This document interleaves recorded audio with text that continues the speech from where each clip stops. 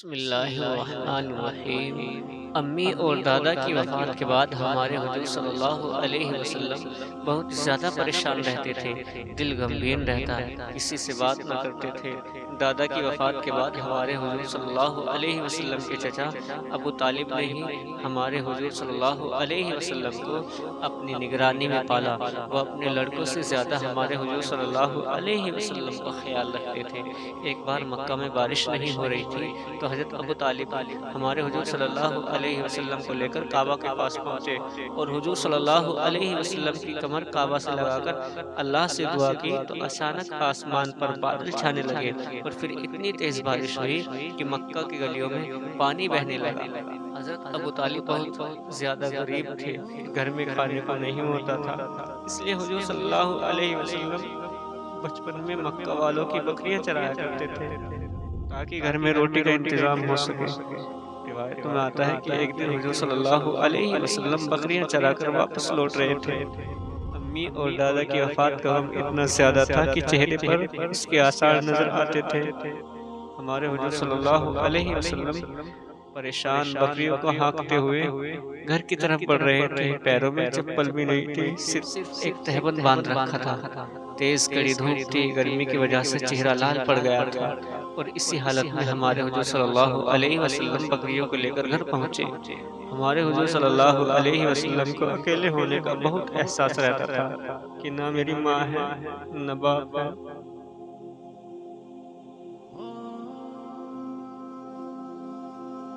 نہ کوئی بھائی بہن ہے۔ یہ غم ہر وقت حضور صلی اللہ علیہ وسلم کے دل پر ایسا سوار رہتا کہ آپ صلی اللہ علیہ وسلم اکثر اکیلے خاموش بیٹھے رہتے، محلے کے بچوں کے ساتھ بھی نہ کھیلتے۔ حضرت ابو طالب ہمارے حضور صلی اللہ علیہ وسلم کا پورا خیال رکھتے تھے۔ جب بھی کھانا کھانے بیٹھتے تو حضور صلی اللہ علیہ وسلم کو اپنے ساتھ بٹھاتے تھے۔ جب ہمارے حضور صلی اللہ علیہ وسلم کی عمر 12 سال ہوئی تو ایک دن ابو طالب نے شام شہر کی طرف تجارت کے لیے جانا چاہا تو ہمارے حضور صلی اللہ علیہ وسلم کو بلا کر کہا کہ اے میرے بیٹے، میں کچھ مہینوں کے لیے شام شہر کاروبار کے لیے جانا چاہتا ہوں، اس لیے تم اپنا خیال رکھنا۔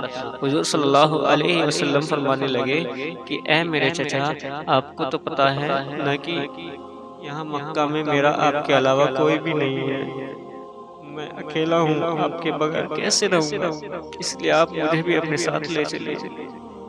بھتیجے کی ضد اور شوق دیکھ کر حضرت ابو طالب نے کہا ٹھیک ہے بیٹا، چلو تم بھی تیار ہو جاؤ۔ اور پھر ابو طالب حضور صلی اللہ علیہ وسلم کو لے کر شام شہر کی طرف چل دیے۔ اس قافلے میں 100 سے زیادہ آدمی تھے۔ قافلہ چلتا چلتا جب شام شہر کے قریب پہنچا تو ان قافلے والوں کا گزر عیسائیوں کی ایک بڑے عالم اور جادوگر کے پاس سے ہوا جس کا نام بحیرہ تھا۔ اس بحیرہ جادوگر نے شام کی طرف جانے والے راستے ہی میں ایک طرف اپنا چھوٹا سا گھر بنا رکھا تھا اور اسی میں کچھ خادموں کے ساتھ رہتا تھا، کیونکہ اس نے پڑھ رکھا تھا کہ ایک دن اسی راستے سے اس دنیا کا آخری نبی گزرے گا۔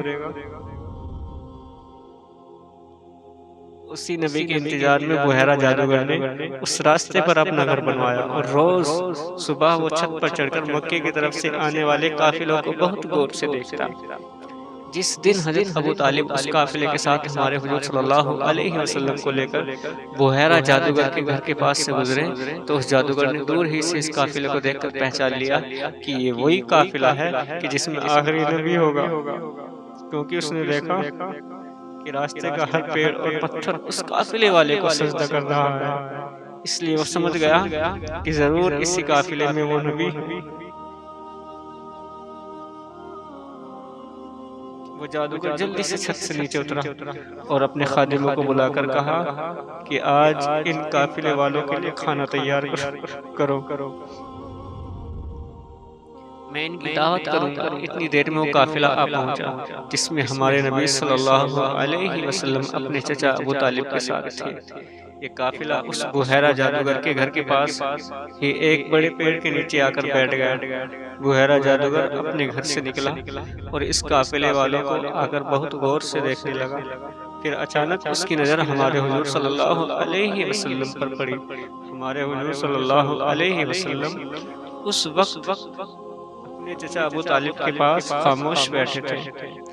آپ صلی اللہ علیہ وسلم کو دیکھتے ہی بحیرہ جادوگر پہچان گیا اور پھر اس نے قافلے والوں سے کہا کہ آج دوپہر کو تم سب کہ میرے گھر پر دعوت ہے۔ یہ سن کر قافلے والوں کو بہت حیرانی ہوئی کہ ہم تو اکثر اس راہ سے گزرتے رہتے ہیں، اس جادوگر نے آج تک ہم سے کبھی بات تک نہیں کی، تو آج اسے کیا ہو گیا ہے کہ یہ ہم سب کی دعوت کر رہا ہے؟ تو قافلے والوں میں سے ایک آدمی نے پوچھا کہ اے جادوگر، آج تک تو آپ نے کبھی ہماری دعوت نہیں کی، تو پھر آج کیوں ہماری دعوت کر رہے ہو؟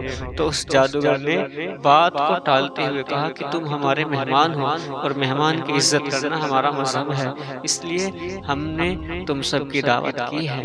اس جادوگر نے کسی کو کچھ بھی نہ بتایا۔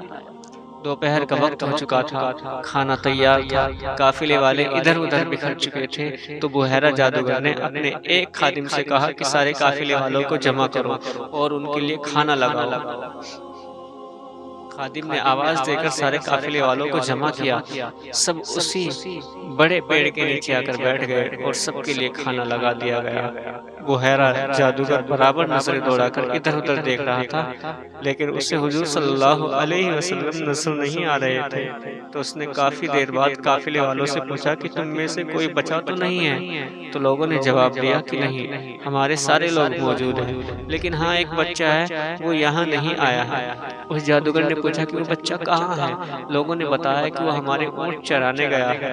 بحیرہ جادوگر نے کہا کہ تمہارا برا ہو، ارے میں نے اسی بچے کی وجہ سے تم سب کی دعوت کی ہے، جلدی سے جاؤ اور اس بچے کو بلا کر لاؤ۔ حضرت ابو طالب نے ایک آدمی کو بھیجا کہ جاؤ اور میرے بھتیجے کو بلا کر لاؤ۔ جب ہمارے حضور صلی اللہ علیہ وسلم قافلے کی طرف آ رہے تھے تو بحیرہ جادوگر دور ہی سے حضور صلی اللہ علیہ وسلم کو بہت غور سے دیکھ رہا تھا۔ اس نے دیکھا کہ ایک بادل نے ہمارے حضور صلی اللہ علیہ وسلم پر سایہ کر رکھا ہے، جس کی وجہ سے ہمارے حضور صلی اللہ علیہ وسلم کو بالکل بھی دھوپ نہیں لگ رہی ہے اور ہر طرف تیز دھوپ پھیلی ہوئی ہے۔ ہمارے حضور صلی اللہ علیہ وسلم چلتے ہوئے اس پیڑ کے پاس پہنچے تو دیکھا کہ پیڑ کے سائے میں کہیں بھی جگہ نہیں بچی تھی، سارے قافلے والے پیڑ کے سائے میں بیٹھے ہوئے تھے۔ جب حضور صلی اللہ علیہ وسلم کو سائے میں کہیں بھی جگہ نہ ملی تو ہمارے حضور صلی اللہ علیہ وسلم دھوپ ہی میں بیٹھ گئے۔ جیسے ہی ہمارے حضور دھوپ میں بیٹھے کہ تبھی اچانک پیڑ کی کچھ ٹہنیاں خود بخود مڑنے لگی اور ان کا سایہ دھیرے دھیرے حضور صلی اللہ علیہ وسلم کی طرف آنے لگا۔ یہ سب دیکھ کر بحیرہ جادوگر بہت حیران ہوا اور پوچھنے لگا کہ اس بچے کا مالک کون ہے؟ حضرت ابو طالب نے کہا کہ میں ہوں۔ بحیرہ جادوگر نے پوچھا کہ تم اس کے کون ہو؟ حضرت ابو طالب نے جواب دیا کہ میں اس کا باپ ہوں۔ جادوگر نے کہا کہ تم جھوٹ بول رہے ہو، میرا علم کہتا ہے کہ اس بچے کا باپ مر چکا ہے۔ یہ سن کر ابو طالب نے کہا کہ ہاں تم سچ کہہ رہے ہو، میں اس کا چچا ہوں۔ اس کے باپ کی وفات اس کی پیدائش سے پہلے ہی ہو گئی تھی۔ پھر بحیرہ جادوگر نے حضور صلی اللہ علیہ وسلم کو اپنے پاس بلایا اور آپ کی پیٹھ سے کپڑا ہٹا کر دیکھا تو مہر نبوت چمک رہی تھی۔ یہ دیکھ بحیرہ جادوگر کی زبان سے ایک آہ نکلی اور اس نے حضور صلی اللہ علیہ وسلم کا ہاتھ پکڑتے ہوئے کہا کہ اے لوگو، تمہیں پتہ بھی ہے کہ یہ بچہ کون ہے؟ میں نے اپنی ساری زندگی اسی بچے کے انتظار میں گزار دی، کیونکہ میں نے پڑھ رکھا تھا کہ ایک دن یہ بچہ اسی راستے سے گزرے۔ اے لوگو، یہ بچہ آنے والی نسلوں کا نبی ہے، اس کے پاس آسمان سے فرشتے آئیں گے اور اسے آگے چل کر نبی بنایا جائے گا۔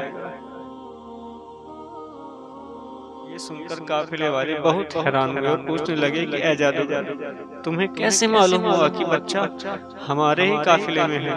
بحیرہ جادوگر نے کہا کہ جس وقت تم آ رہے تھے تو میں نے دیکھا کہ راستے میں ہر پیڑ اور پتھر اس بچے کو سجدہ کر رہے ہیں۔ یہ دیکھ میں سمجھ گیا کہ ضرور اسی قافلے میں وہ نبی ہے جس کا میں برسوں سے انتظار کر رہا ہوں۔